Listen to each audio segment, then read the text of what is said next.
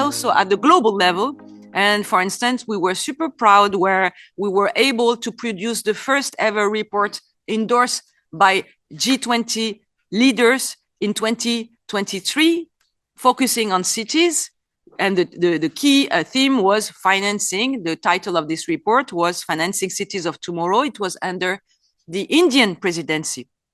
So today, I'm pleased to launch 3 new OECD reports, and I would like to say just a couple of words for each of them.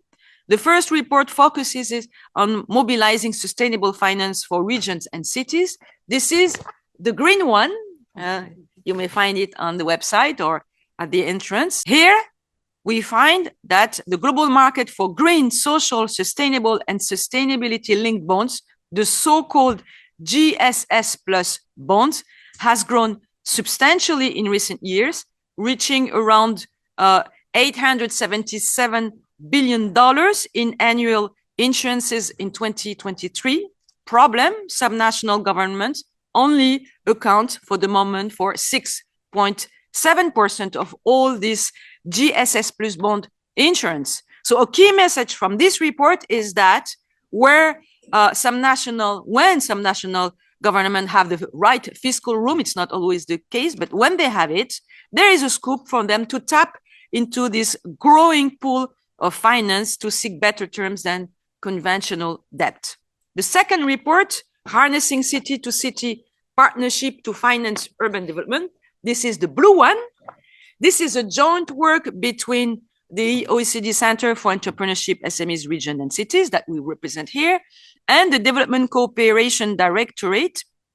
This report was produced with the support of the EU Commission DG INPA. And today, I'm pleased that we have with us the chair of the Development Assistance Committee, Carsten Storr. We will hear from you in a moment. Welcome. Thank you so much for being with us.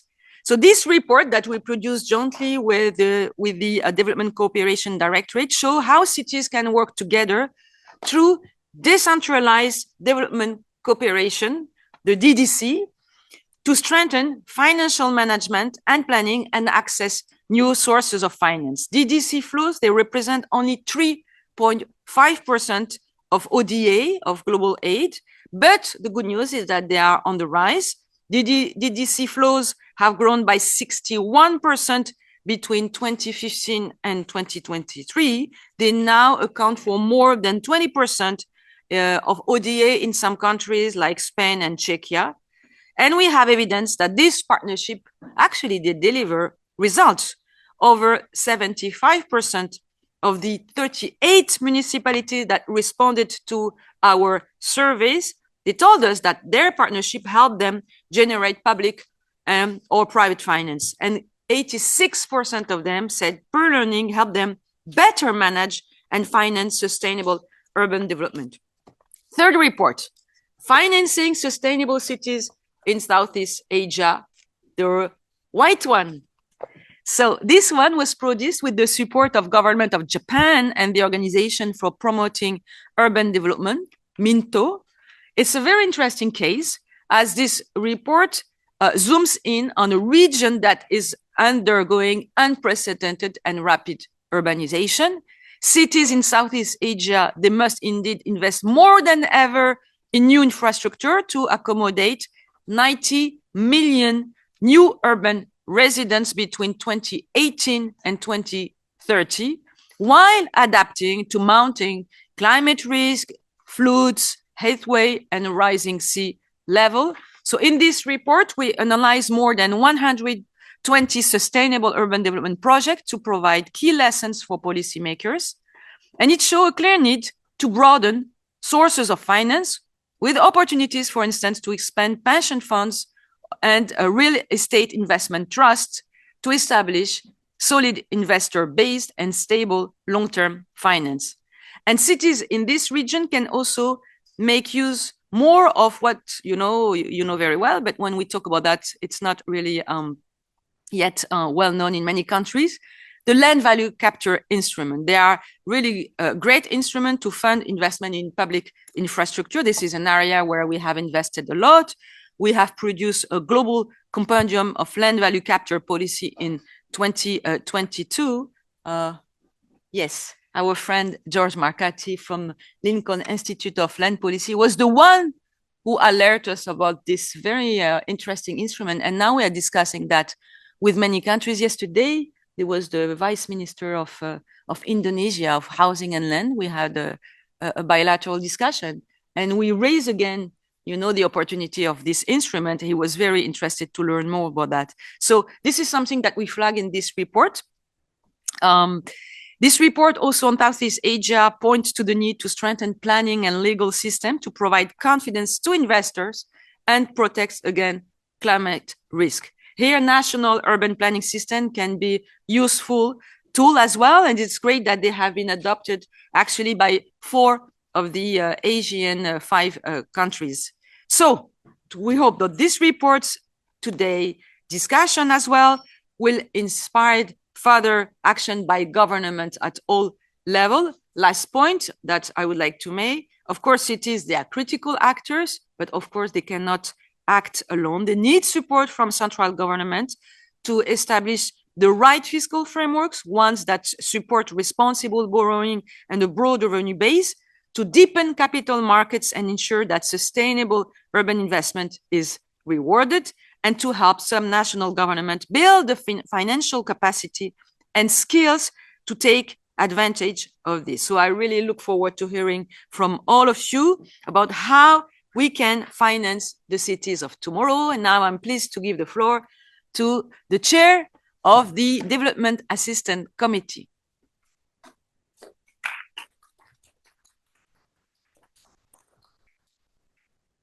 Thank you very much, Lamia. Thank you for the invitation, and thank you for the leadership that you provide also in this area.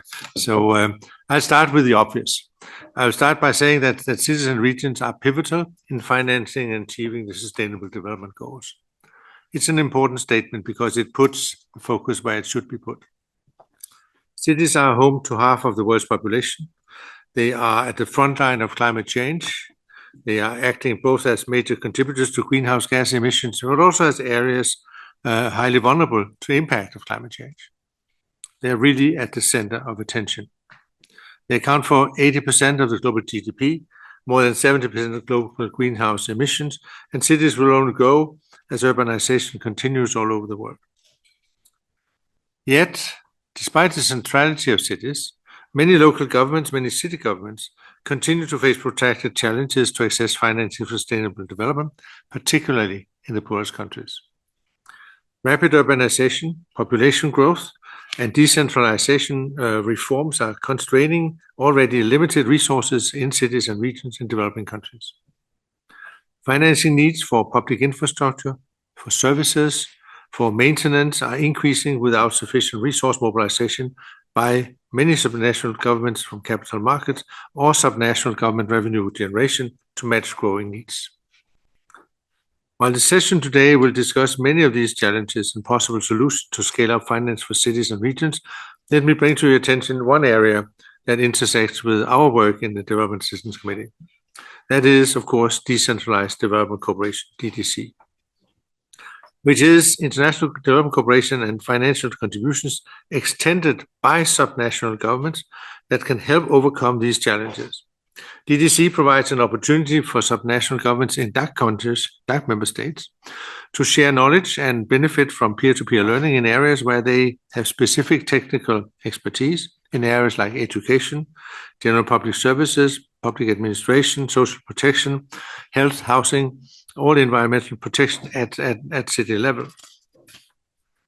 This makes DDC an effective tool to provide upstream capacity and institutional support in subnational governments and in cities to improve access to financing in developing country cities and regions. For example, through decentralization reforms and support for that, through urban development and more. DDC has been around for a long time. It has always helped to bring our respective communities together. As early as 2005, that's 20 years since, in 20 years, the OECD carried out a first study on the growing role of decentralized cooperation in aid programs. Since then, the OECD Regional Development Policy Committee, the RDPC, and DAC has carried out several joint studies to reshape DDC and to unlock its potential. More recently, only 2 years ago, CFE and DCD jointly developed a global policy toolkit combining best practices by national and subnational governments for effective, efficient, and inclusive DDC partnerships.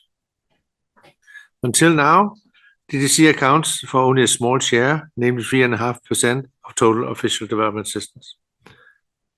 One reason for this low share is that only 14 out of 33 members of the DAC currently report on ODA distributed through their local and regional governments, suggesting that the actual scale, the actual support provided by subnational levels in DAC member states are higher than is reported. It's basically also suggests that we would need to maybe to have a look at that, and also to encourage those DAC members that do not report these activities to do so in the future. Taking that into account, it is impressive, and Lamia mentioned the number that we have seen an increase in DDC flows by 61% from 2015, from the year of the adoption of the SDGs and the Paris Climate Agenda, to 2023. As also stated, DDC represents a sizable share of ODA in a few of DAC member states. Spain, Czechia has been mentioned. In both cases, the DDC share of total ODA comes close to a quarter. So there are basically scope both for better statistics, more transparency and flows in order to correct what might be underreported right now, and also to, of course, to move the needle and push the agenda for decentralized development cooperation in those countries that actually want to engage in this, and there are many. The upcoming 4th International Conference on Financing for Development in Seville in Spain in 2.5 months can provide the impetus to reinvigorate and reshape DDC. DDC aligns with the FFD agenda's focus on the need to diversify financing sources to explore innovative financing tools. DDC introduces new actors, such as municipalities, regional governments, associations of cities, who can pool funding, who can pool expertise and partnerships. These actors can assist developing countries and their governments to broaden the suite of their financing tools through innovative solutions such as participatory budgeting, municipal bonds, also mentioned, and climate finance at local level. In a time where aid budgets from major donors are under enormous pressure, and we published the 2024 data only yesterday, showing a decline in ODA from 23 to 24 of 7%. With that, and more declines to come in the years to come, in that situation, it's encouraging to see that the subnational actors can also step in, not just as implementers, but as financiers, as fundraisers, and co-investors in development.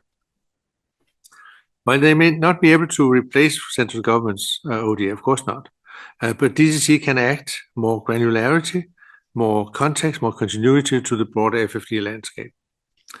Furthermore, as DDC has the potential to bring development cooperation closer to people and their daily lives, it can also reinvigorate global solidarity and the integrity and support for development assistance in many of our member states.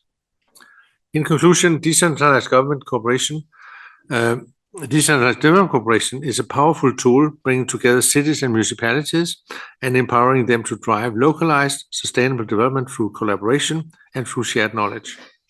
DDC can be a small but very valuable piece in the broader discussions you have today on financing for cities. I hope that these discussions will be fruitful, leading to creative solutions on how to equip cities to advance towards our shared goals of achieving the SDGs, and that DDC can actually play the role that it's supposed to play. Thank you very much.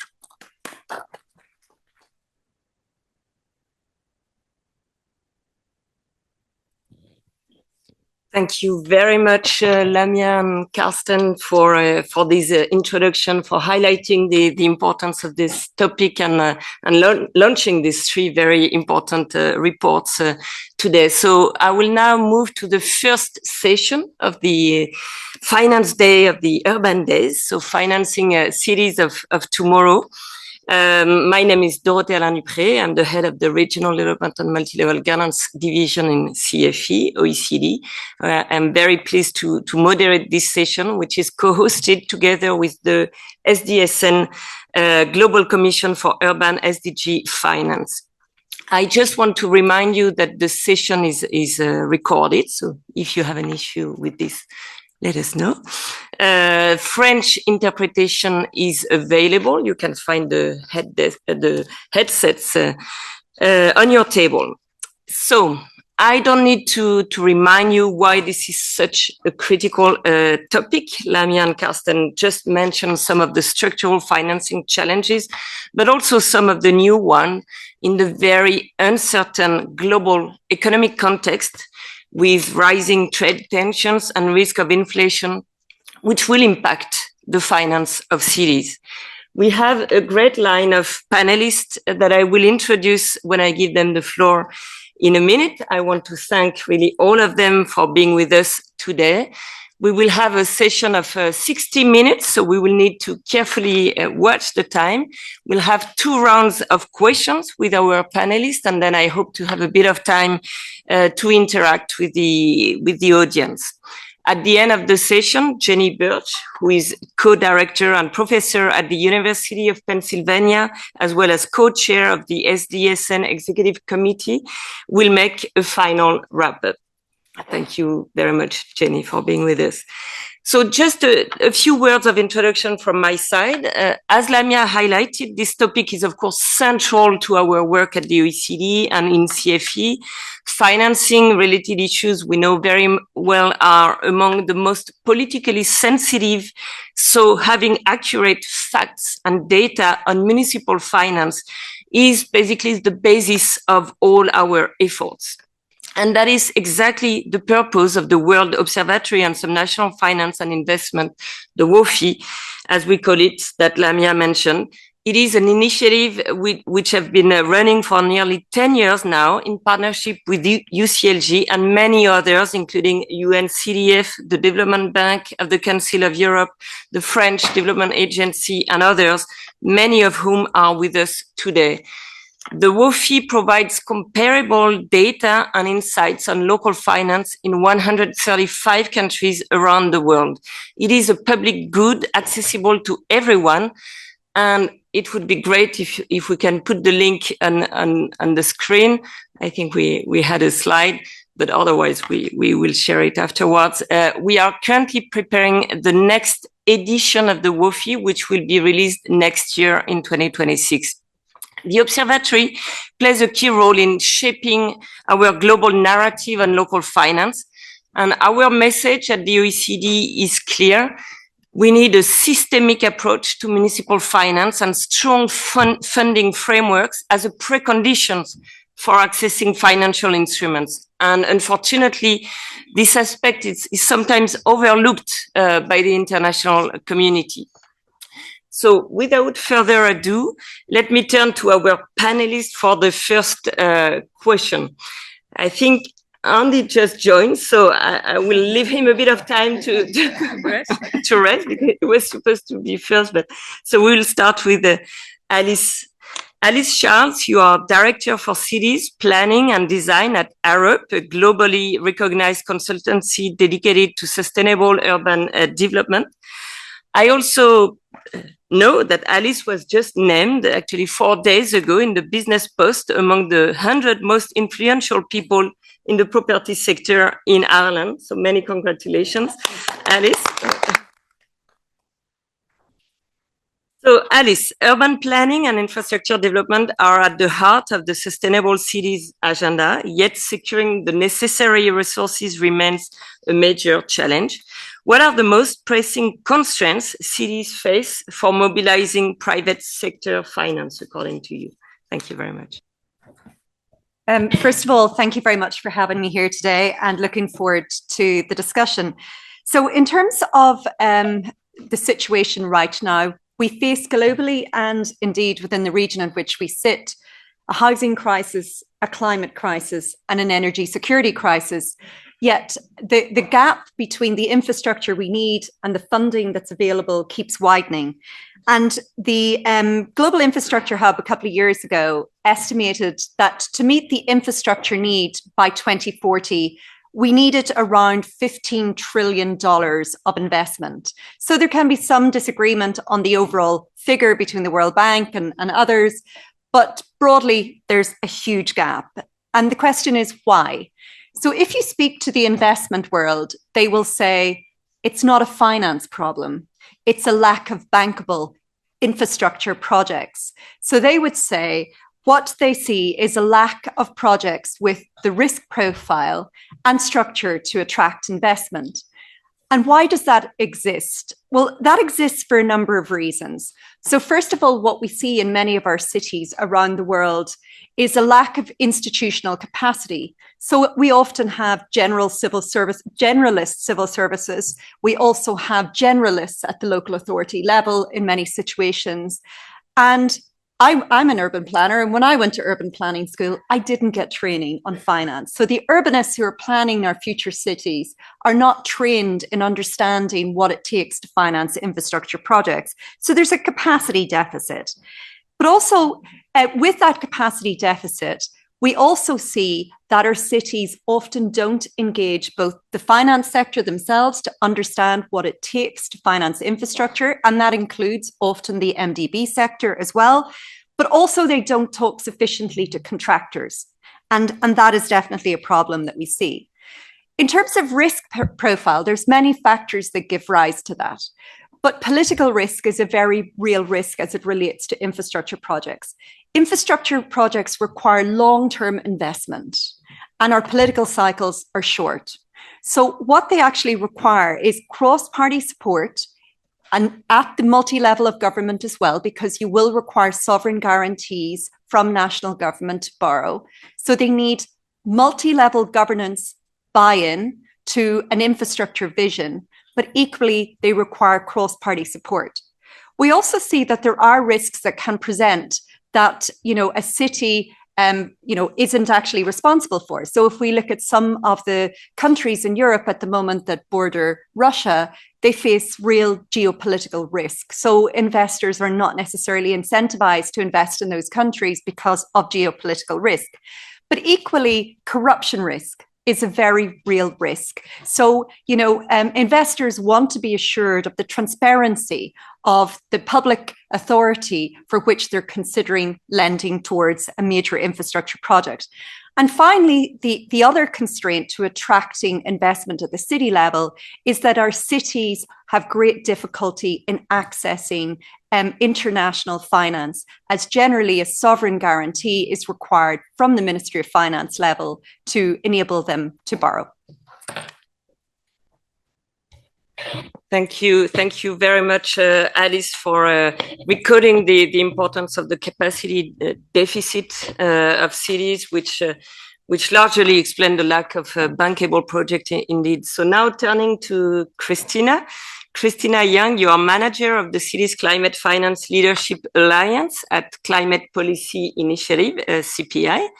So Christina, the latest CCFLA report outlines 4 urgent priorities for scaling up urban climate finance, from increasing funding volumes, strengthening domestic financial systems, to accelerating adaptation finance and improving data tracking. In your view, which of these areas present the greatest challenge today, and what actions are most urgently needed to move the needle? Great, thank you, Dorothy. And let me also reiterate the thanks to the team at the OECD and the SDSN Global Commission for organizing this event and actually dedicating a full data financing, which is fantastic. So the short answer to your question is all of the priorities are important and urgent, of course. But I think I wanted to highlight, and I know you asked me to just pick one, but I do want to highlight 2 of the challenges that I think we really need to address very urgently if we are to address the gap and scale up urban climate finance. And these are, firstly, strengthening the domestic financial systems, and secondly, improving data tracking and transparency, which I know will, a lot of the OECD colleagues here will definitely agree with. So firstly, strengthening domestic financial systems and markets is quite important. Our State of Cities Climate Finance report actually found that most climate finance for cities comes from within their own countries, not from international sources, through national budgets, local banks, and domestic investors, amongst others. But as mentioned, a lot of cities face barriers in accessing domestic finance and markets, and they lack the tools, the authority, and the capacity to raise funds, to borrow, and to work with the private sector. So even when they can access financing, a lot of them struggle to absorb and deploy it effectively due to complex regulations, lack of technical capacity, and fragmented planning processes.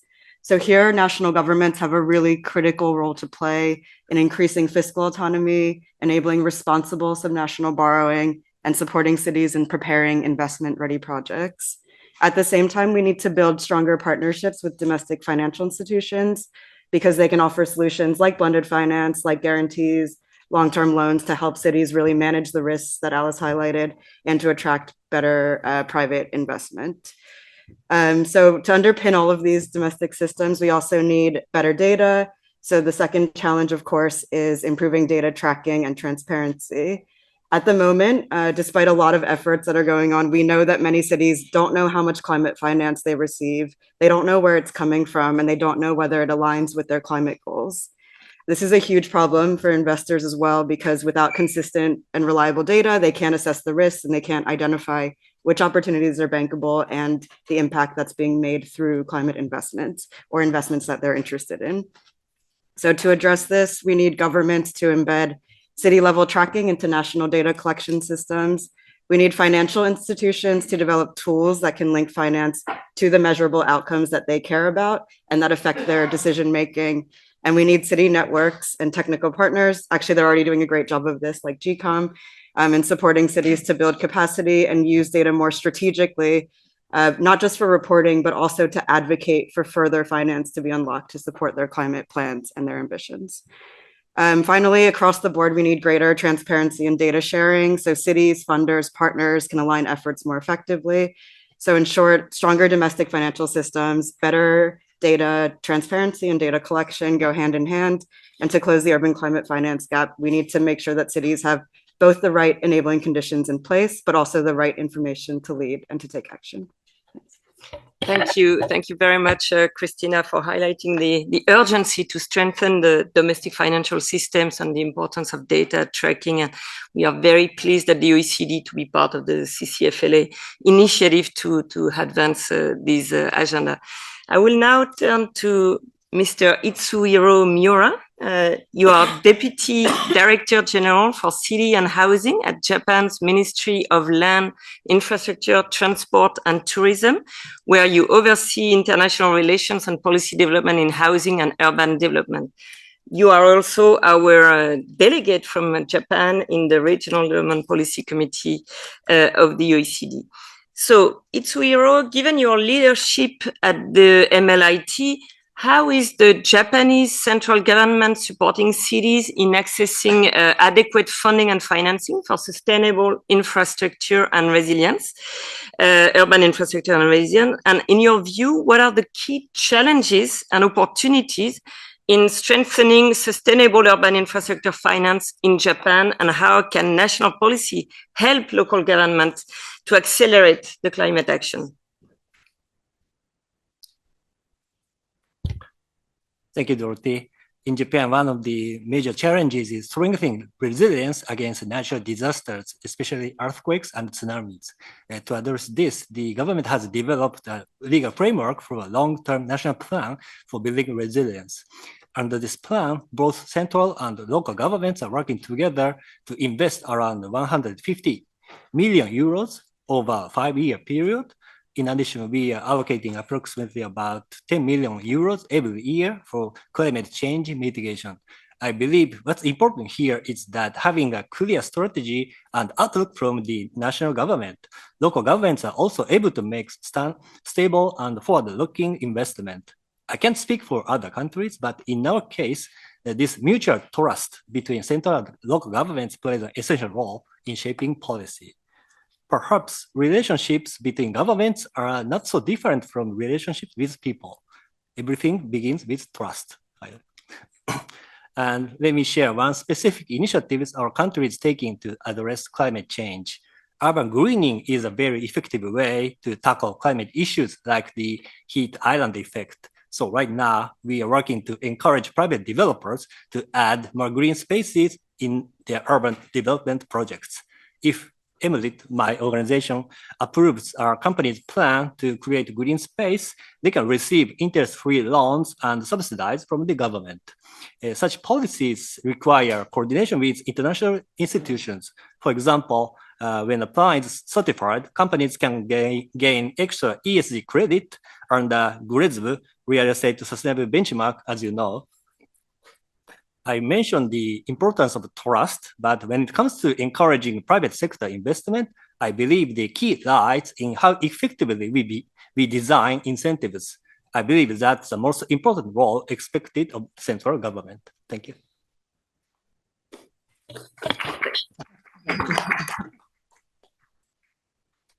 Thank you. Thank you very much, Itsuhiro, for recalling the importance of the trust between central government and cities, which is central to everything, and highlighting this very interesting initiative.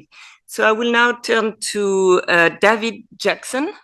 David, you are lead advisor on local finance at UNCDF and manager of the Sustainable City Guarantee Facility startup, and also a key partner of the WOFI.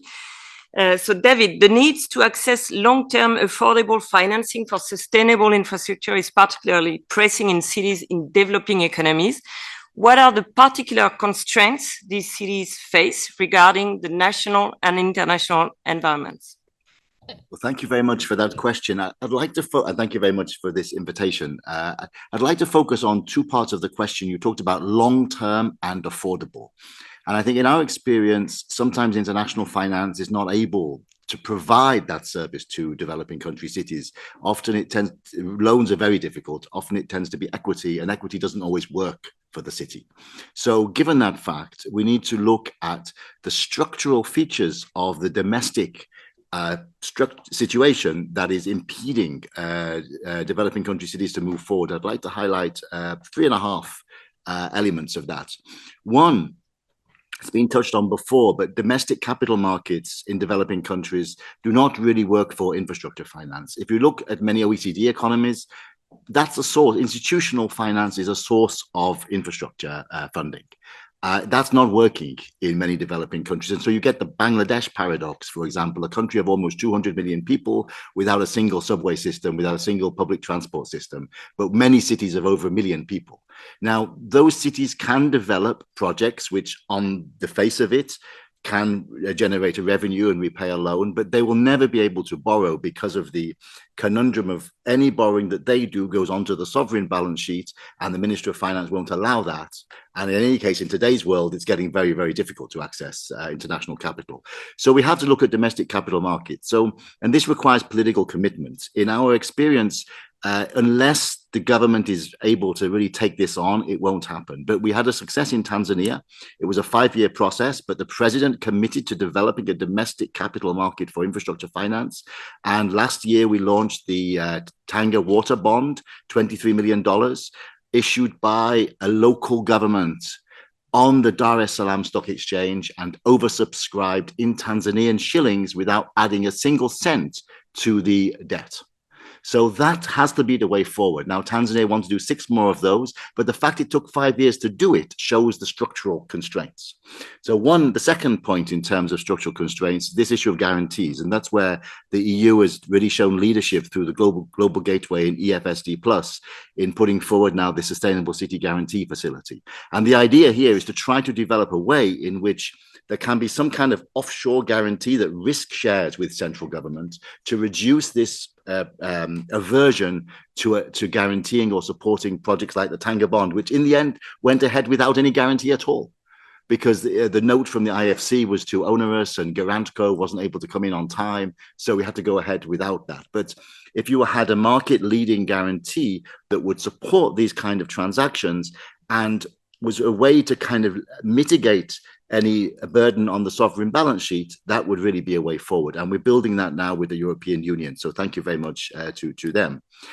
Now, I said 3.5, so maybe I meant 2.5. So the next two kind of bundle together. There also needs, I think, to be an appreciation by central governments that local government finance is a form of development finance, that intergovernmental fiscal transfers, which even in OECD countries are a large proportion of local government revenue, there's nothing wrong with that.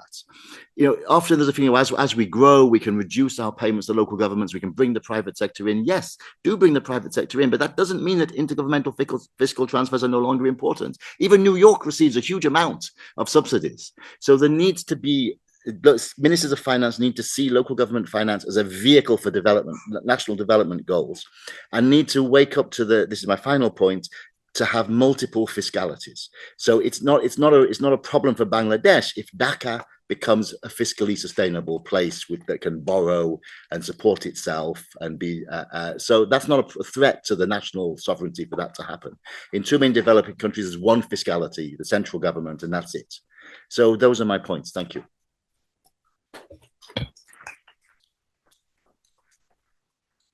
Thank you very much, David, for recording the importance to look at domestic capital markets in developing countries and to see really local government finance as a vehicle for development, as you said. I will now turn to Mac, George McCarthy, called Mac. You have served as president and CEO at the Lincoln Institute of Land Policy since 2014, leading its expansion and deepening its global impact. So, Mac, what are the key challenges cities face in implementing land-based financing instruments, and what enabling conditions are needed to make them an effective source of local financing? Well, thank you for having us here. We've been a longtime partner of the OECD, and it's always great to see all of you. It will come as no surprise that the Lincoln Institute would be advocating for better use of land value capture tools. One of the things that we did a few years ago with OECD was to develop that compendium.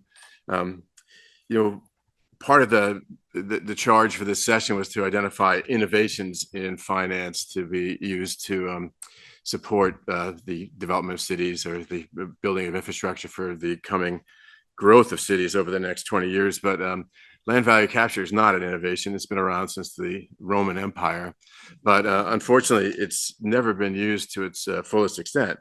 One of the things we learned in the compendium with the OECD was that in the 60 countries that we studied, every single country used at least one form of land value capture, and we've been able to identify at least 15 different tools that are being used in different places around the world.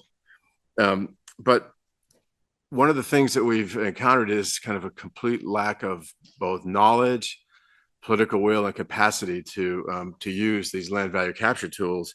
And part of that is the lack of knowledge is just really very few well-developed cases that people can learn from. And so one of the things that we've been doing at the Lincoln Institute over the last couple of years since we helped with the compendium is we've been either creating new cases or curating cases that existed. So for example, we've now developed two multimedia cases, one on Sao Paulo, Brazil, where we've been doing land value capture mostly in the form of the sale of development rights for the last 30 years. And it's a well-developed practice there, probably the most sophisticated sale of development rights you'll ever encounter in the world. And a multimedia case on a thing called the Community Land Trust in Champlain Valley in Burlington, Vermont, which is the oldest and largest community land trust in the United States and possibly the world, where the land is held in trust, and the improvements are then sold and managed by the inhabitants to maintain long-term affordability. But we also have new cases being developed. We're working with Transport for London and the EBRD to develop a case on the Battersea redevelopment project at the Battersea Power Station, which is an interesting case because it was a redevelopment of both the region around Battersea, which was not even possible until an investment was made in the extension of a public transit line. And we're curating some others. There's another well-developed case on Crossrail in London. And our next step now is really to develop diagnostic tools so that we can actually help different places that are interested in using land value capture to help to finance infrastructure. And a diagnostic tool will be able to identify the appropriate tool for the right place and project, but also to be able to guide localities and national governments and what it will take to be able to enable different forms of land value capture in those areas. If you think that land value capture isn't important, you might note that there's almost $400 trillion of real estate in the world, and that $400 trillion came from somewhere. A lot of it actually came from public action, either the changing the rules for how land could be used or direct public investment in infrastructure. And in anecdotal cases that we've seen, the multiple of return in terms of land value from infrastructure investment or a changing of the rules, public action, range from 6 times the investment to 40 times the investment. In China, when they converted rural land into urban land, the increment was 20 to 40 times increase in value between the agricultural land and urban land. And that's just changing one rule, how you can use the land. Is it now urban or is it rural, right? So the key takeaways is that, of course, the potential of land value capture is vast. It's really an own source revenue for local governments, which is really important when you're trying to find ways to facilitate local and local urban development and infrastructure investment. But it requires capacity, both at the local and the national level. And part of that capacity is information. Part of that capacity is direct training. We're doing both. And so if you need to find out how to get some of that, just call me. Yeah, the other thing is that we really do need national governments to focus on the enabling environment that allows local governments to do various forms of land value capture and to help build the political will. So thank you very much. Thank you so much, Mac, for recalling the vast potential indeed of land-based financing instruments and a great untapped potential in many countries, and recalling again the importance of this question of the capacity. And we certainly look forward to the diagnostic tool that you mentioned. So now we will turn to a perspective from a mayor. We are lucky to have with us Anthony Berthelot, and I will now switch to French. You have your headset in the table. So, Anthony, vous êtes le maire de Indre, conseiller métropolitain de Nantes Métropole et coprésident du conseil politique de CGLU sur les opportunités pour tous. Donc, monsieur le maire, vous travaillez à la fois au niveau local et par l'intermédiaire de CGLU à la redéfinition des finances et de l'économie urbaine. Comment, selon vous, les villes peuvent-elles concilier efficacement leurs ambitions mondiales en matière de développement durable avec les contraintes financières très réelles auxquelles elles sont confrontées sur le terrain? Quelles sont les conditions nécessaires pour rendre ces instruments véritablement accessibles et efficaces pour les gouvernements locaux, notamment les villes intermédiaires? Bonjour à toutes et à tous, merci pour cette invitation. Alors moi je vais vous parler de l'intérieur du coup, en tant qu'élu d'une ville, vice-président comme vous l'avez dit d'une métropole et représentant ici de CGLU par ma casquette de coprésident du conseil politique. Ce que je voulais dire c'est que aujourd'hui les villes se trouvent confrontées à 2 phénomènes assez contradictoires qui sont à la fois l'urgence de répondre aux enjeux qui ont été relevés ici et en même temps avec des moyens qui sont de plus en plus réduits, des contraintes de plus en plus fortes. Et si on veut que les villes puissent jouer leur rôle pleinement de levier de transformation, de transformation radicale, à mon sens, 4 conditions doivent être réunies. La première, c'est, ça a été dit aussi, qu'une volonté politique affirmée à tous les niveaux soit faite, soit dite, soit concrétisée. À la fois cette volonté politique à l'échelle locale, il est important que chaque territoire, chaque gouvernement local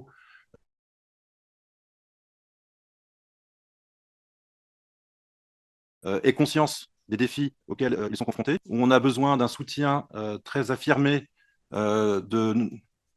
dans nos responsabilités que l'on porte au quotidien et que ce que nous défendons aussi à l'international soit reconnu, car beaucoup de gouvernements locaux et de villes, comme CGLU, sont présents dans des réseaux et manquent, à notre sens, aussi de reconnaissance de leur action à l'échelle internationale.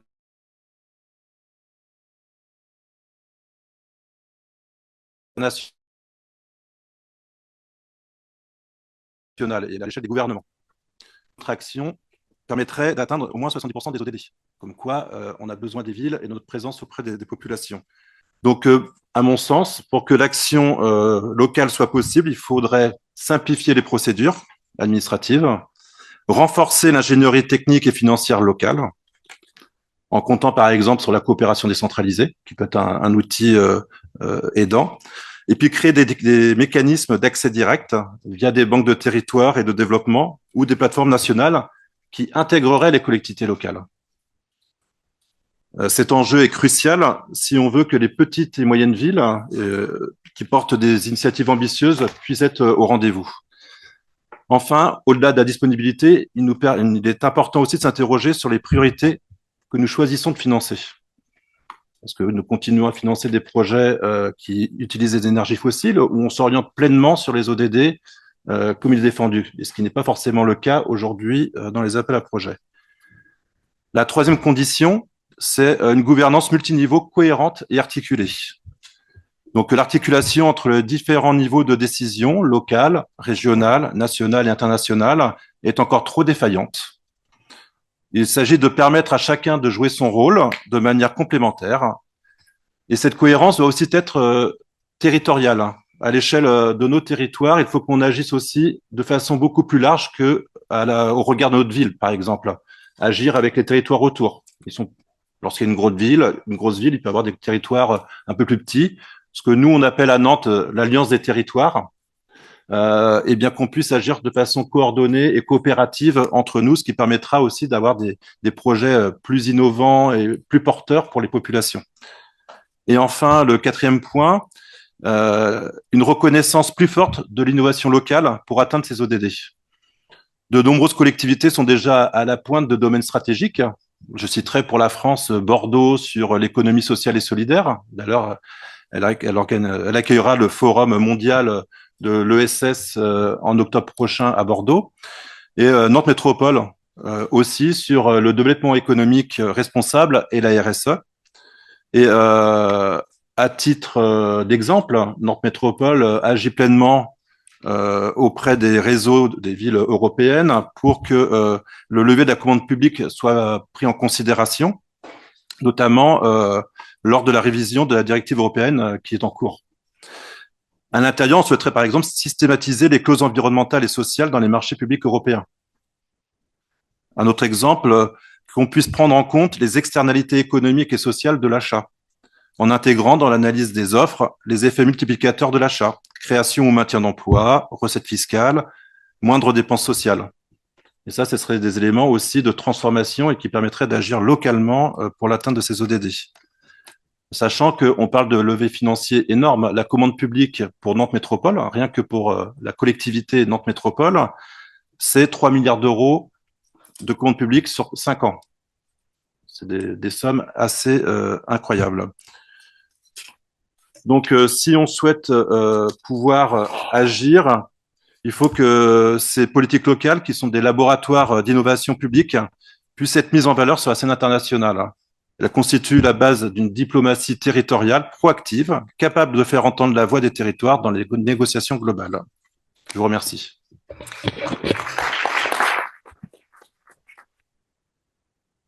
Merci beaucoup, Anthony, pour ces 4 points très clairs et pour votre rappel de l'importance de l'ingénierie financière locale, de l'accès direct au financement international par les collectivités locales et de la coopération entre municipalités. J'ai bien aimé votre concept d'alliance des territoires qu'on pourrait utiliser plus à l'OCDE.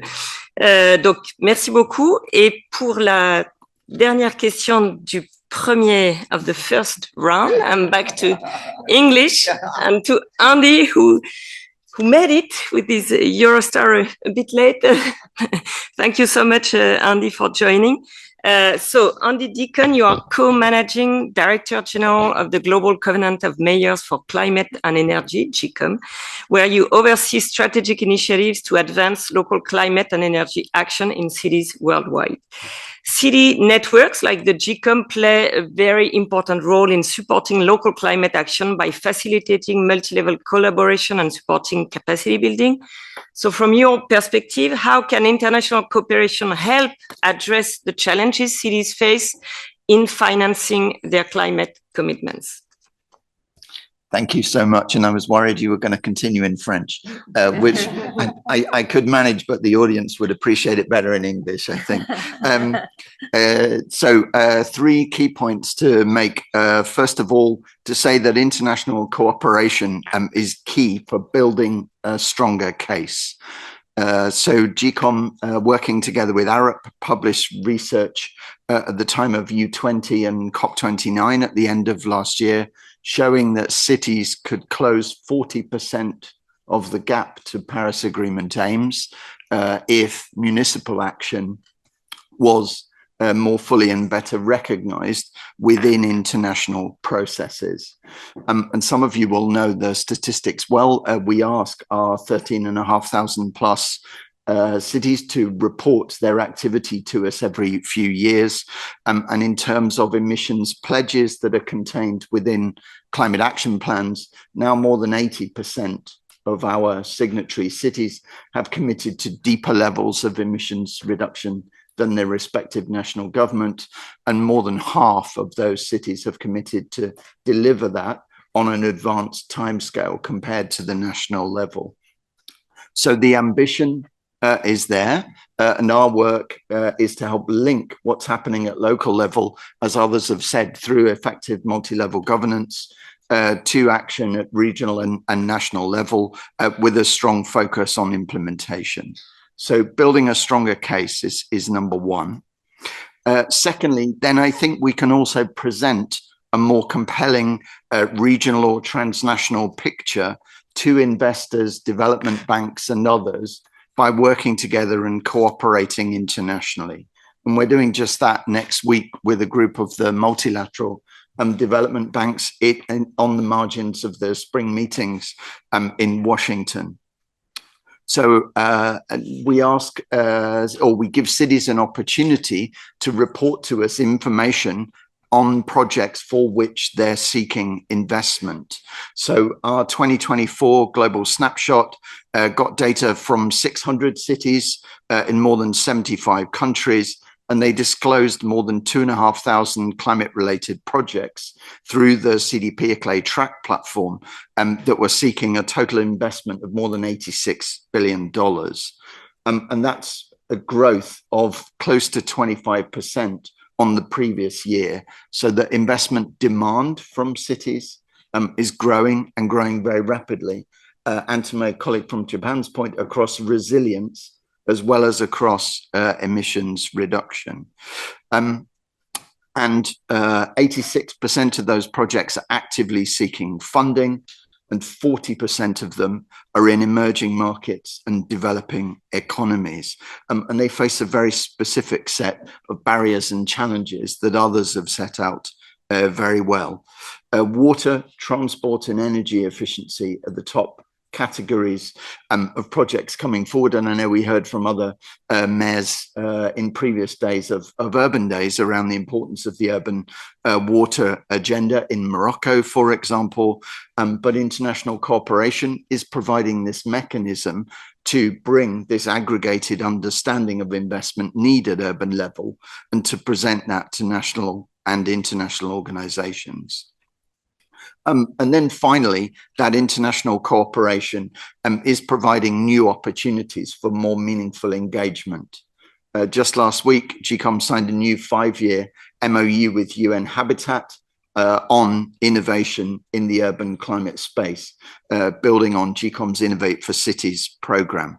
It's got a strong focus on multi-level governance and working with and through the UN system to be able to engage more effectively internationally.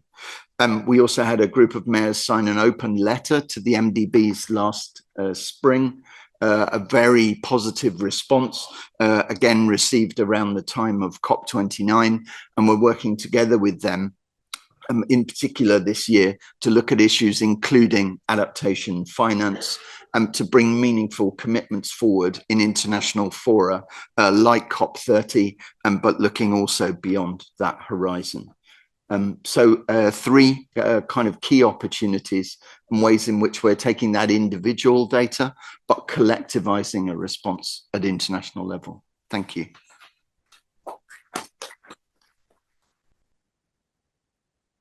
Thank you so much, Andy, for sharing these very inspiring three key opportunities, as you said, and highlighting the essential role played by GCOM to build a stronger case for cities and providing more opportunities for innovation in the urban climate space. So we have finished with the first round of questions, and we are more or less on time. So really congrats to all. You've done really well. We still have the 25 minutes to cover the second part of the session and to hopefully have a bit of time to engage with the audience.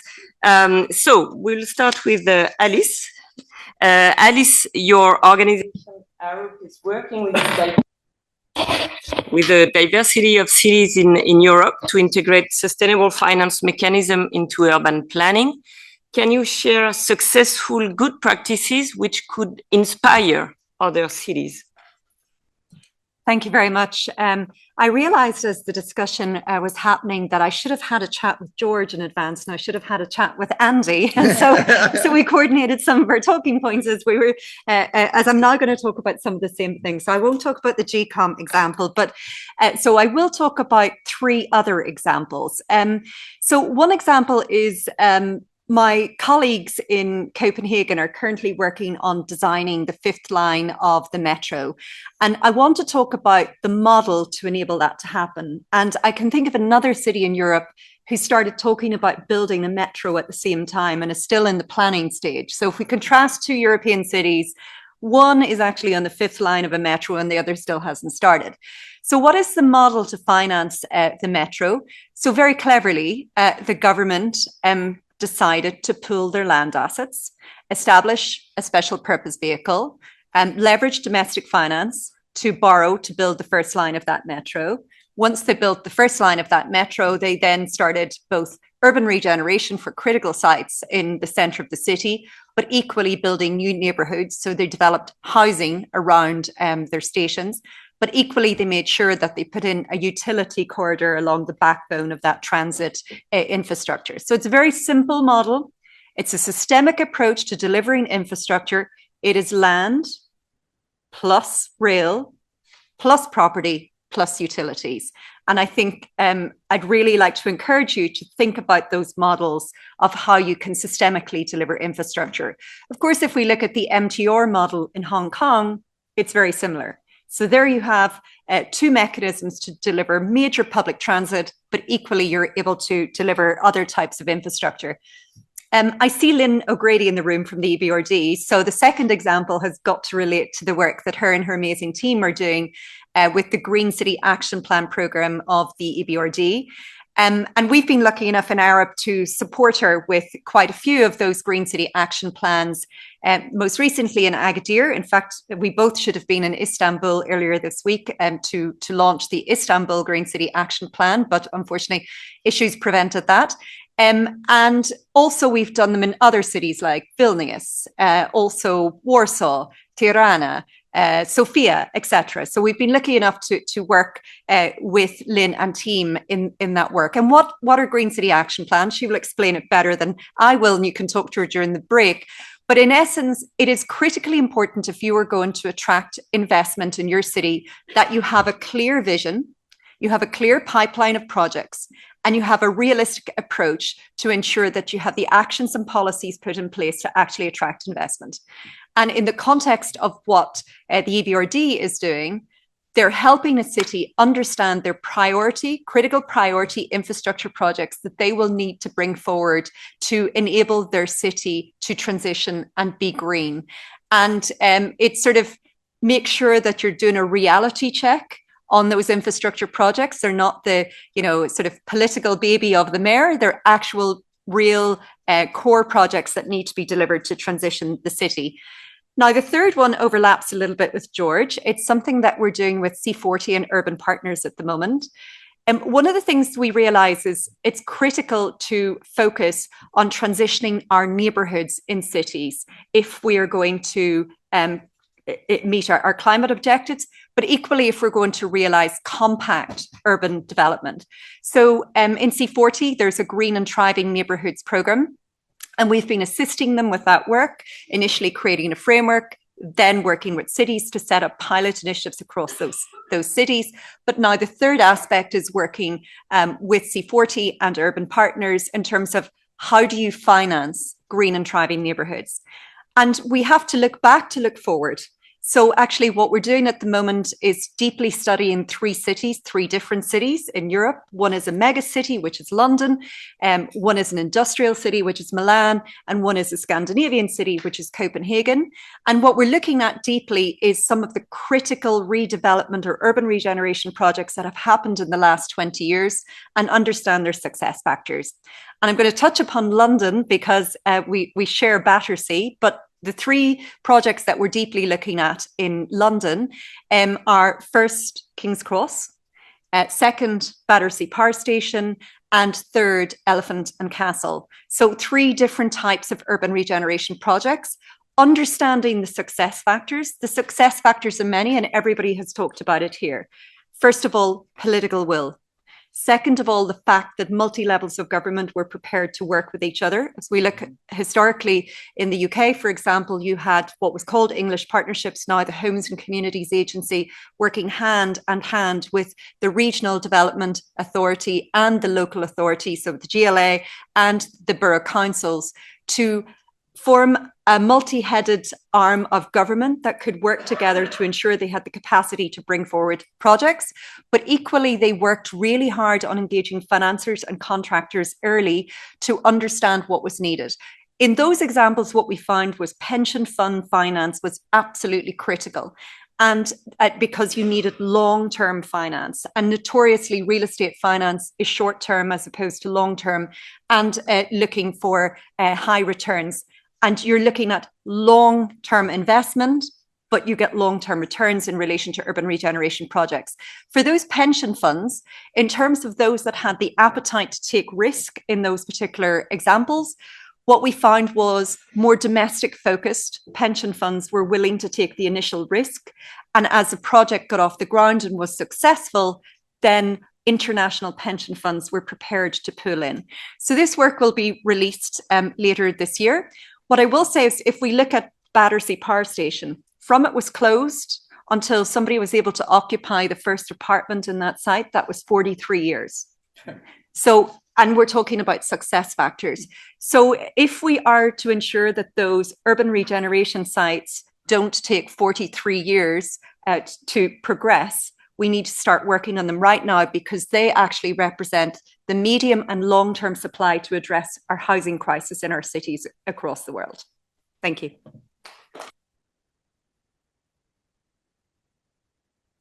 Thank you. Thank you very much, Alice, for recalling the importance of the systemic approach to infrastructure investment and the three kind of key ingredients you mentioned: political will, multi-level governance and trust, and the long-term institutional investment, which are so critical indeed. We will now move to Christina. Christina, you mentioned during the first round of questions key challenges and actions that could be taken from national government, financial institutions or city networks. What concrete initiatives are currently taken by CCFLA to address these priorities? Great, thank you for the question. It's a bit of a difficult one to answer because CCFLA's been around for 10 years. Of course, we've been working to mobilize urban climate finance, leading the agenda there and bringing together really diverse stakeholder group, which is also consisting of many people in this room. So city networks, development banks, national governments, research institutions, technical partners. And we're continuing to advance the mission at the global level through knowledge, bringing partners together and empowering advocacy. But over time, it's become really clear that actually the concrete actions that are required are really at the local and the national level. and that global coordination is great, but it's probably not enough to make the difference where it's needed most. So we really need to strengthen national and local systems, as we've discussed and I mentioned in my response earlier. So recently, we've been working on 2 concrete initiatives, which are more targeted, country-driven solutions. So I'll just highlight those quickly. The first is a national and subnational enabling framework conditions assessment tools for urban climate finance that we've developed. It's taken a couple of years. We started it with Penn IUR, and we've developed it into a more standardized approach with Urban Act recently. And really, this was to respond to a request from national and local governments that they needed a structured way to assess how well their policies, finance systems, and institutions support urban climate finance. So what we've developed is a tool that provides a standardized assessment framework for that. It looks at 60 different enabling framework condition dimensions across 4 areas. So those are climate policy, budget and finance, climate data, and then vertical and horizontal coordination. So that was released last year. It's all available on our website. But really interestingly, we've been starting to implement the tools with different countries through partners like UNSCAP and Gold Standard.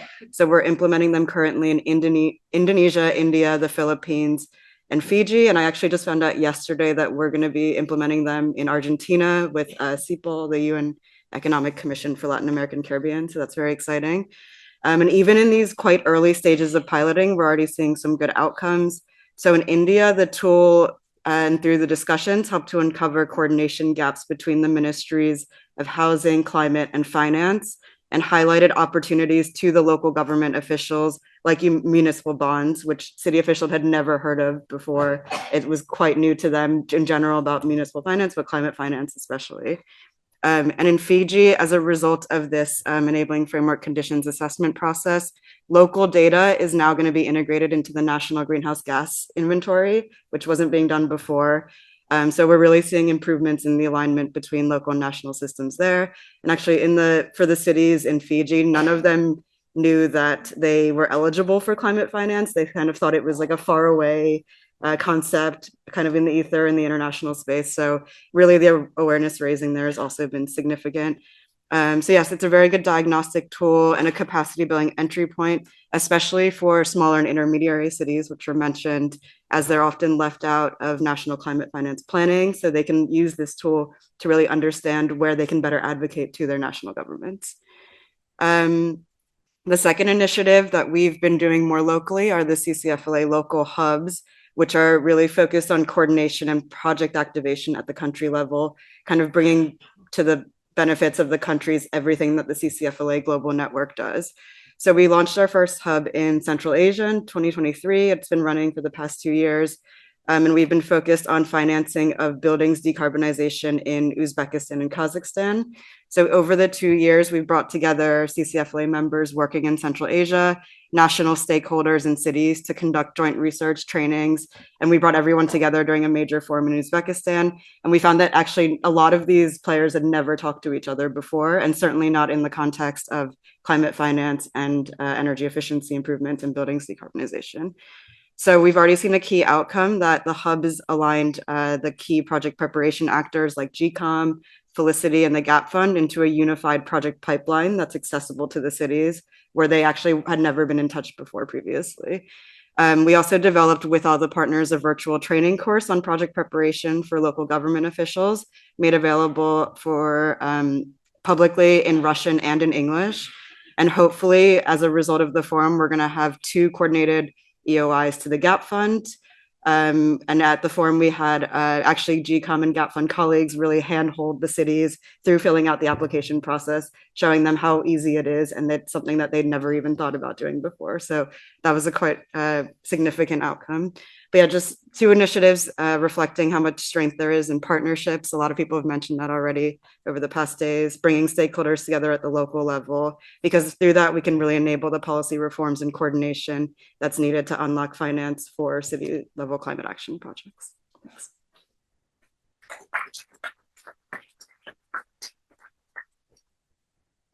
Thank you, Christina, and the initiatives and tools that you have developed are indeed instrumental to help advance the urban climate finance agenda globally. They are relevant for all countries, but also very much for OECD countries, which I think should better use these instruments. So this is with this, we now turn to Mr. Itsuhiro Miura. Itsuhiro, sorry. So Lamia just launched today the report prepared by the OECD on financing sustainable cities in Southeast Asia. This new report, supported by Japan on sustainable urban development in the ASEAN 5, highlights persistent public finance gaps, limited coordination with the private sector, and underutilization of green financial instruments. In your view, what should be the top priority for national governments in Southeast Asia to unlock greater private sector involvement in sustainable urban infrastructure? Thank you, Lamia and Dorothy. Japan is truly honored to be playing a bridging role between the OECD and Southeast Asia in this session. I'd like to talk about some of the practical approaches we have taken in Southeast Asia countries. In rapidly growing countries like Indonesia and Thailand, urban issues like air pollution and traffic congestion have become serious policy challenges. One of the key policy questions is how to ensure urban growth goes hand in hand with a sustainable society. One urban development approach addressing these issues is the concept of transit-oriented development called TOD. The idea is that it integrates public transportation development with coordinated urban planning in surrounding areas. In a TOD project, the various stakeholders, such as railroad operators, developers, and the public sector work together to move forward with the project. If a project is successfully implemented, it can generate profits through increased property values and rail fares. Reinvesting those profits into the area can further enhance local value and promote sustainable development. I believe establishing such a positive cycle in Southeast Asia cities is essential to creating a sustainable society. But in reality, someone has to take on the difficult, annoying task of coordinating among all the stakeholders to lead a TOD project. Sorry. In Japan, the Urban Renaissance Agency, 100% funded by the government, plays a huge role in coordinating the smooth implementation of TOD projects. We are lucky to have such a convenient agency to work with. I mentioned trust earlier, and in my view, coordination is just as important, especially in the context of urban developing in emerging countries. We hope to support such initiatives as part of our broader efforts to foster sustainable growth across Asian countries. Thank you very much.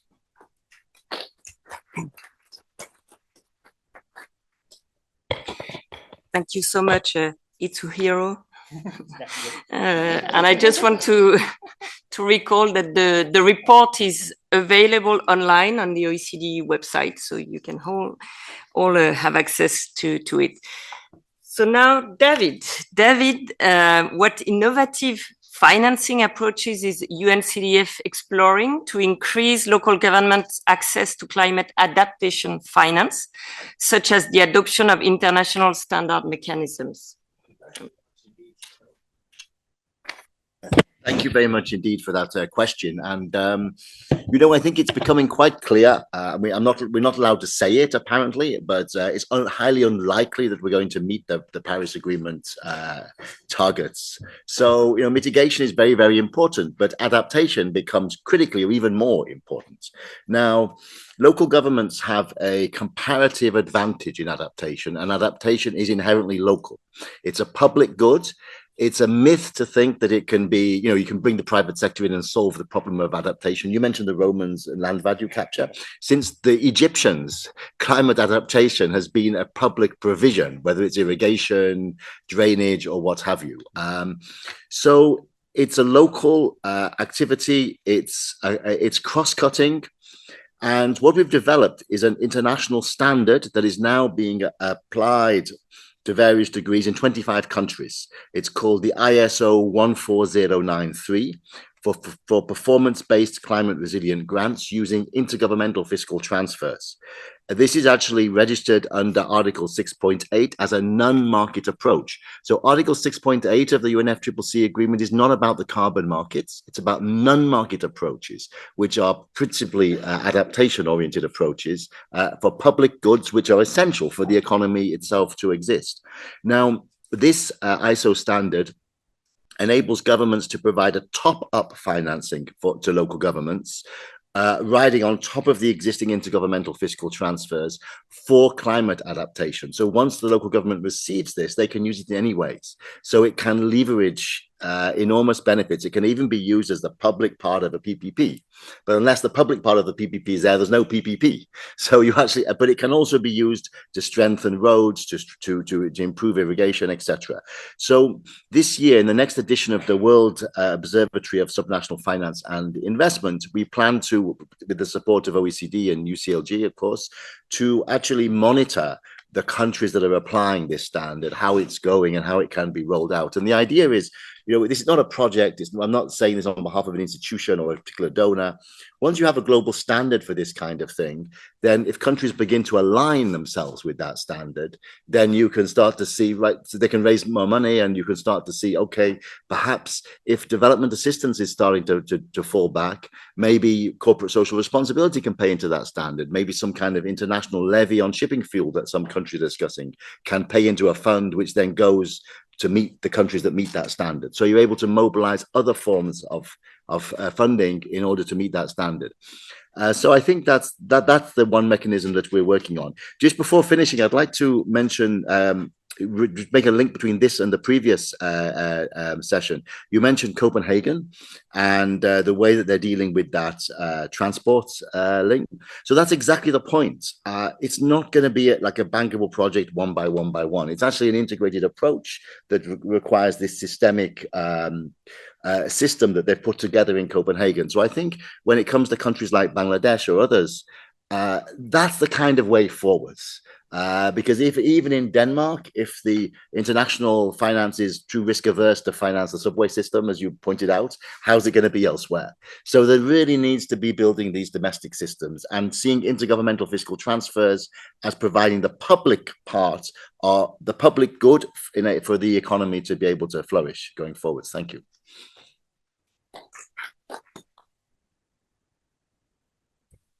Thank you very much, David, for sharing this very interesting example. And we certainly look forward to working with you as part of the next WOFI to see how countries indeed implement these standards. In the next edition of the World Observatory on Subnational Finance, we will have a strong focus on local climate finance, indeed. Now turning to Mac. So, Mac, how is the Lincoln Institute supporting the adoption of land-based financing mechanism in cities around the world? And can you share some concrete and good examples? Yes, thank you, Dorothy. Well, as it turns out, one of the things that we've been really encountering and the biggest obstacle to effective finance projects, and Alice and I are talking from the same hymn book here, is that we constantly confront lack of capacity at the local level.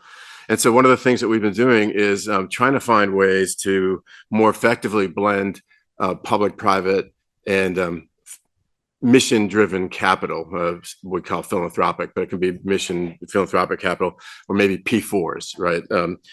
And in the US, we've organized a community of practice called the Accelerating Community Investment Community of Practice, where we actually are bringing together these different investors to actually kind of review and consider projects. And we do investor showcases around the country.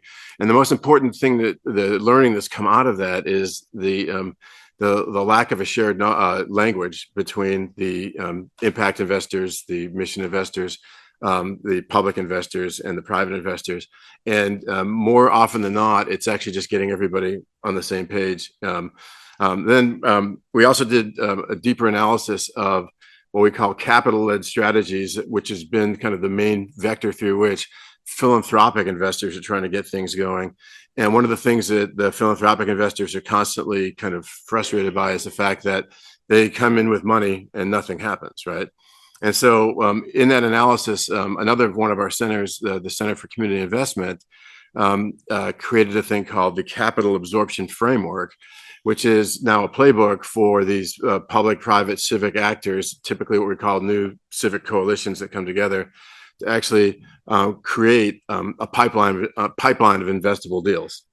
And this has been showing great success in the U.S. at a very local level, where especially around things like climate preparedness and affordable housing challenges, where being able to just go through the process steps of getting the right kind of actors together and getting the right knowledge delivered at the table can lead to this pipeline of projects, and as it turns out, real impact on the ground.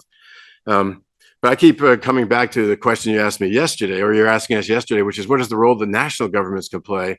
And one of the things that national governments really need to focus on is how they can actually provide the right kind of capacity for, or the right kind of support for P4s or P3s, right? And in particular, you want P3s or P4s that have standardized frameworks that people can actually kind of plug into, as opposed to kind of a roll your own, creating a new framework every time you want to do a P4 locally. We need to have kind of guidelines for disciplined risk transfer so that the right parties are bearing the right risk, that the public sector doesn't take it all, right? We need long-term value for money, which is always part of a P3 kind of agenda, and strong legal and financial institutions that are kind of around to support these kinds of efforts. And so, in terms of the national efforts, the best in class, I would point to Canada, Australia, the UK, and Chile as the countries that have done the best to kind of support those kind of P3, P4 arrangements. And the second tier, I would say, would be the Netherlands, France, and South Korea, which also have these national mechanisms. But I would really hope that finding ways to support that, develop local capacity, and make more successful P4s is the way to blend the public-private civic capital that has to be brought together to really tackle some of these big challenges. Right? Thank you so much, Mac, for highlighting these key points around the capacity dimension, the need for standardized frameworks, and so on. Really key points indeed. I will switch again to the French, giving you just a few seconds to take your... Donc, Anthony, d'après votre expérience avec notre métropole et la coopération internationale, quel type de coopération financière et de partenariat peuvent aider les villes à mieux répondre aux défis climatiques communs? Grande question. Je répondrai en 5 points sur 5 possibilités. La première, c'est la possibilité de coopération entre villes qui ont des enjeux similaires. Je pense par exemple, nous, à Nantes Métropole. Sur Nantes Métropole, on a développé un projet d'accueil de sans domicile fixe. Le projet s'appelle 5 ponts et qui a été financé par la Commission européenne à travers son programme d'action innovante urbaine, et ce qui permet, avec d'autres territoires, d'apporter une réponse concrète à une situation que, bien malheureusement, est présente dans beaucoup d'endroits du monde. Je pense aussi à 2 villes qui sont en coopération avec Nantes et qui agissent sur une coopération sud-sud, à Tchang au Cameroun et à Kindia en Guinée, qui, à travers un appel à projet de l'Association internationale des maires francophones, travaillent sur la gestion des bouts de vidange. Ils ont construit en commun, comme ça, des agences de l'eau et des déchets, et ce qui leur permet d'avoir des approches innovantes sur leur territoire. Je parlais justement des coopérations décentralisées, donc c'est mon second point. L'action que portent les communes avec d'autres, de territoire à territoire, sur des projets, des défis qu'ils ont définis ensemble, eh bien, il y a des besoins d'accompagnement des États ou de l'Europe pour nous, ou voire de banques de développement s'il fallait. Je pense notamment pour la France, le ministère des Affaires étrangères avait porté en 2023 un appel à projet qui s'appelait Coopération et finances locales. Et il avait été assez important. Il nous a permis de débloquer des situations et de créer, de permettre des investissements à long terme. Et ce qui est des fois bien manquant dans nos coopérations décentralisées, de pouvoir accompagner ces projets. D'autant plus que la coopération décentralisée permet, et ça a été dit tout à l'heure, de pouvoir aussi accompagner des montées en compétences d'une collectivité à une autre, et même ensemble, parce que ce sont des sujets parfois communs. Et donc, d'avoir aussi un accompagnement financier des États pour nous permettre de monter en compétences collectivement. Ça peut nous permettre justement d'être beaucoup plus bankable sur des projets d'investissement. Je pense aussi sur un troisième point, la coopération multiniveau, c'est-à-dire de l'État national jusqu'à l'État local, voire au-delà du national, mais au moins national à local, qu'on puisse avoir des projets co-construits ou portés ensemble. C'est une action qu'on mène à Nantes Métropole avec la ville de Recife au Brésil, où ensemble on travaille au développement urbain du centre-ville, avec une approche sur les problématiques de villes non sexistes, de mixité des usages, de mobilité et du recours à la culture dans l'espace public. Et ça a été permis grâce à un appui de l'Agence française de développement qui, ensemble, donc l'État par l'Agence française de développement, la ville de Recife et la ville de Nantes, nous avons travaillé communément à des projets et des objectifs communs à porter ensemble. Je pense aussi, en quatrième point, à une alliance stratégique avec d'autres acteurs du développement, c'est-à-dire croiser les expertises dans nos actions. À Nantes Métropole, nous sommes présents à Tchang, donc au Cameroun, sur les questions de déchets, mais nous n'y sommes pas seuls, la collectivité. Avec nous, nous avons la société civile qui est embarquée, qui travaille justement à la collecte des déchets, à l'éducation auprès des familles sur une collecte des déchets dans les quartiers, un tri sélectif. Il y a une thèse aussi co-construite entre Nantes et Tchang, entre les universités de Nantes et de Tchang, sur l'impact agronomique du compost issu des biodéchets. Donc voilà, c'est de l'aspect universitaire et investi. Il y a aussi un échange croisé entre nos jeunesses, entre Tchang et Nantes. Il y a eu le soutien à l'installation de 5 exploitations agricoles, donc par le biais aussi d'une association, une maison familiale et rurale, qui permet l'installation de ces 5 exploitations agricoles. Et puis, il y a eu 30 villes qui ont fait des voyages d'études sur le compostage urbain, dont Douala, Bangui et Kindia, à Tchang. Donc, on voit bien qu'il y a plein d'acteurs qui peuvent aussi participer à des projets qui étaient au départ une relation entre ville et ville, mais le rayonnement peut être beaucoup plus large et avoir un impact beaucoup plus fort, société civile, université et voire ville extérieure. Et enfin, pour conclure, il y a aussi l'action dans les réseaux internationaux qui permet à travers les plaidoyers et l'interconnaissance dans les réseaux de à la fois structurer des coalitions autour d'objectifs partagés, de renforcer, comme je disais, nos capacités locales et mutualiser, se former ensemble, construire ensemble. Et puis, on l'espère, pouvoir influencer les grandes négociations internationales sur le climat, le développement, le financement. Donc, ces réseaux peuvent aussi porter des propositions ambitieuses et elles méritent d'être entendues. Je vous remercie.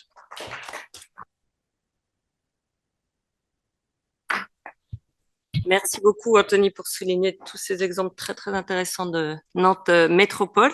So we will now move to our last, but not least, speaker, Andy Deacon. So can you highlight some initiatives you have taken to enhance cities' capacities to secure necessary funding for implementing climate-resilient infrastructure and sustainable urban development projects?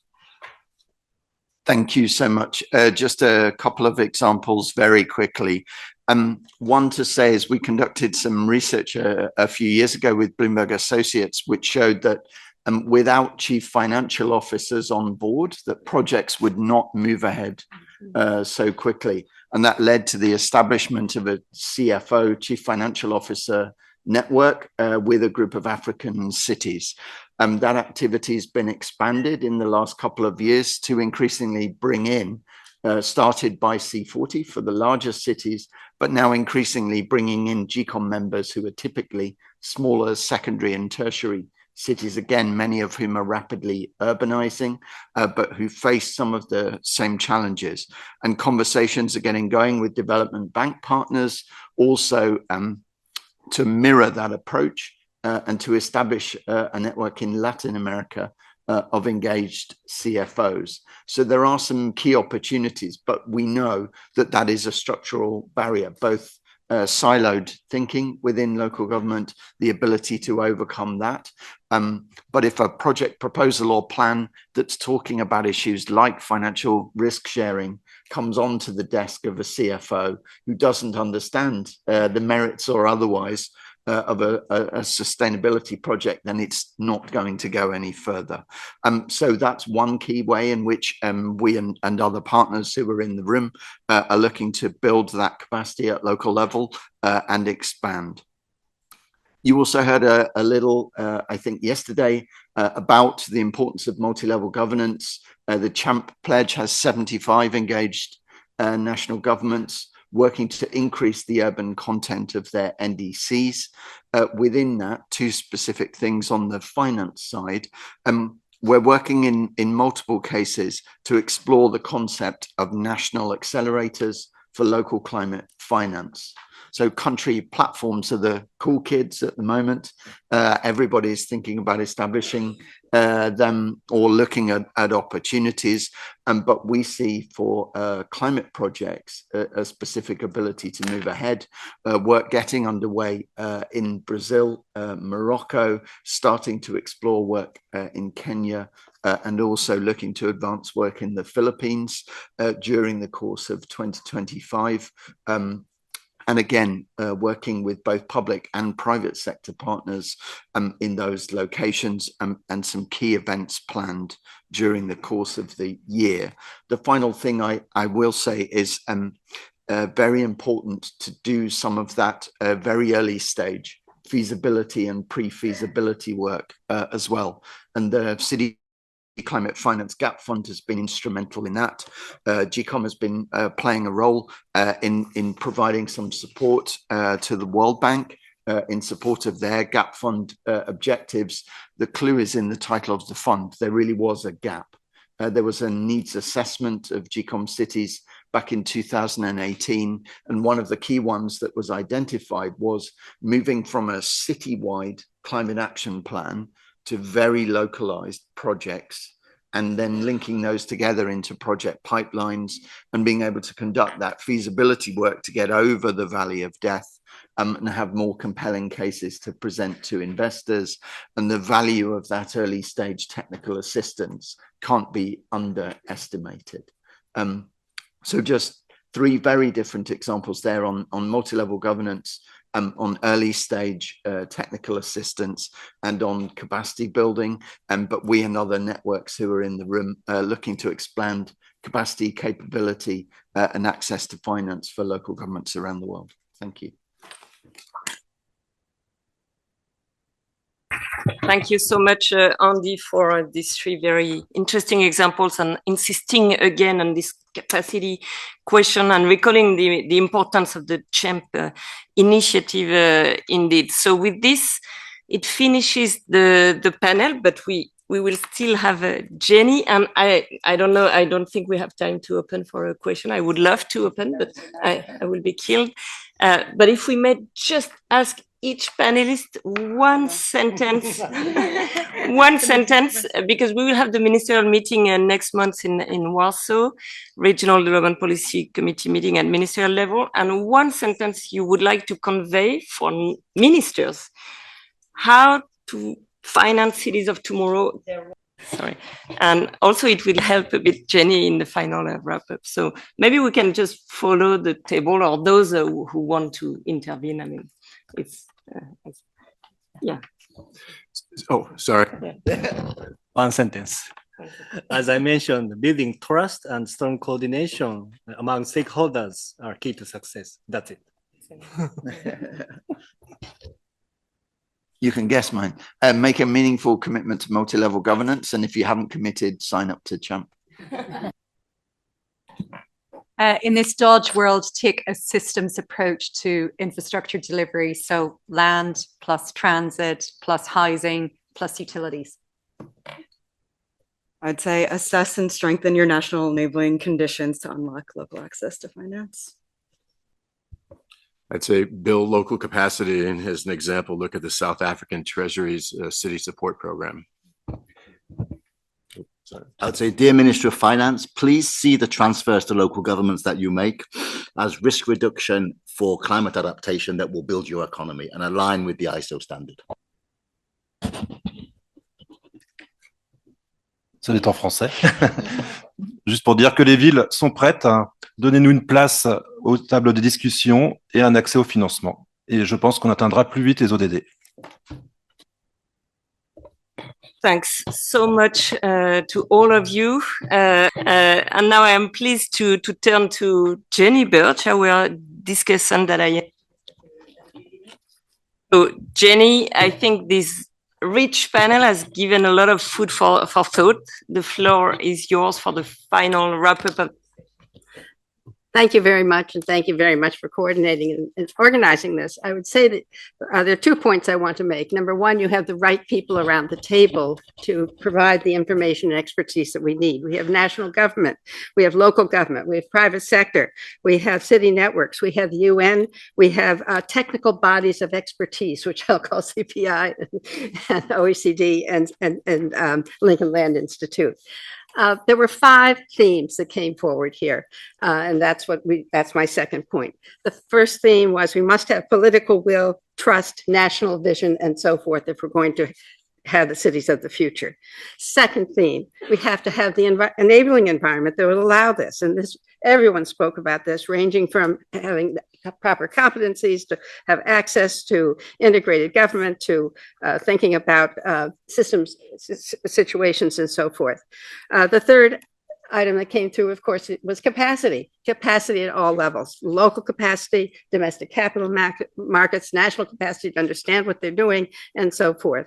The fourth was what I'll call risk and data. We need to understand risk if we're going to be able to have these projects, and we can't do that without having the data that we need to do this. And this is data that ranges from case studies, diagnostic tools, accelerate the understanding of what happens with integrated projects among cities and so forth.